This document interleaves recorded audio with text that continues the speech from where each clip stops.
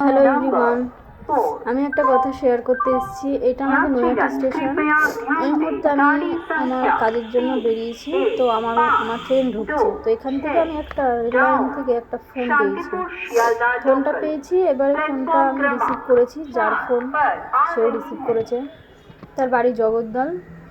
আমি বলেছি যে তাকে সেখানেই দাঁড়াতে, আমি সোদপুরে আমার ডিউটির জন্য যাব, তো এই ট্রেনটা ধরবো। তো ওনাকে আমি দাঁড়াতে বলেছি পেছন কামরায় লেডিসে। তো সেটাই জন্যই আমি এখানে উঠবো, এখন একটু এগিয়ে যেতে হবে আমাকে। তো আমি সেই জায়গাটা দেখাতে চাইছিলাম, যে জায়গাটা থেকে ফোনটা আমি তুলেছি। তো প্রথমে আমি সেটা ভুলে গেছিলাম, মাথায় ছিল না। তো আমি এখন ভাবছিলাম দেখাবো, তো এখন আর হবে না দেখানো। তো আমার এই ট্রেনটা ধরতে হবে, পেছনের দিকে উঠতে হবে। ফোনটা যার তার হাতে সেফলিভাবে আমাকে পৌঁছাতে হবে। তারা অনেক চিন্তায় ছিল ফোনটা নিয়ে। তো দেখবো ফোনটা তাদেরকে আমি যখন দেবো, মানে তারা কতটা খুশি হয় সেটা আমি দেখতে চাই আর কি। সেটার জন্যই এখন এই ট্রেনটা ধরবো। দেখি লাস্টের দিকে উঠতে হবে আমাকে। ওদের ফোন আমি রিসিভ করেছি, ওদেরকে আমার কন্ট্যাক্ট নাম্বারটাও দিয়েছি, যদি ওই ফোনটা না রিসিভ করতে পারি আমি। অনেকেই ফোন করছে, তো আমি বুঝতে পারছি না যে কে কোনটা। তো আমার নাম্বারটা দিয়ে রেখেছি ওদের।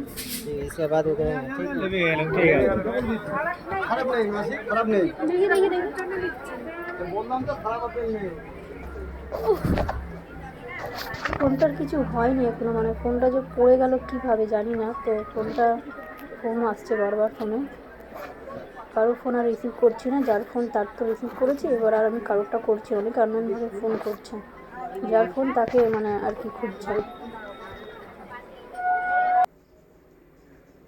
তো মাঝখানে আমি স্টপ দিয়ে রেখেছিলাম, এখন জগদ্দল ঢুকছে। ফোনটার কিছু হয়নি, যেরকম হওয়ার কথা। ফোন পড়ে গেলে বা লাইনে পড়ে গেলে তো খারাপ হওয়ার কথা, কিন্তু ঠিকঠাকই আছে। তো জগদ্দল ঢুকেছি, দেখি ফোনটা তার হাতে দিতে হবে। স্টেশনেই তিনি দাঁড়িয়ে আছে।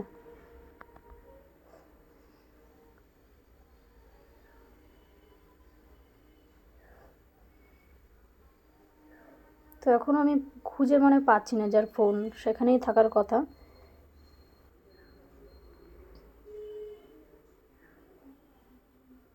অ্যাকচুয়ালি ফোনে আমার কল এসেছিলো, মানে এই ব্যক্তিটাই আমাকে কল করেছে। এই যে যার ফোন তার। খুশি হয়েছে ফোনটা ফেরত পেয়ে, ভালো লাগলো। তো কল আসায় ভয়েসটা কেটে গেছিলো। তো যাই হোক, যার ফোন তার হাতে দিয়েছি সে অনেক খুশি হয়েছে, বেশ ভালো লাগছে। তারপরে এই যে পরের দিন এটা আমায় সেন্ড করেছে, বেশ ভালো লাগছে যে খুশি হয়েছে কতটা, সে যে কি বলবো। তো যাই হোক, ভালো লাগছে। যাওয়ার চেষ্টা করব একদিন।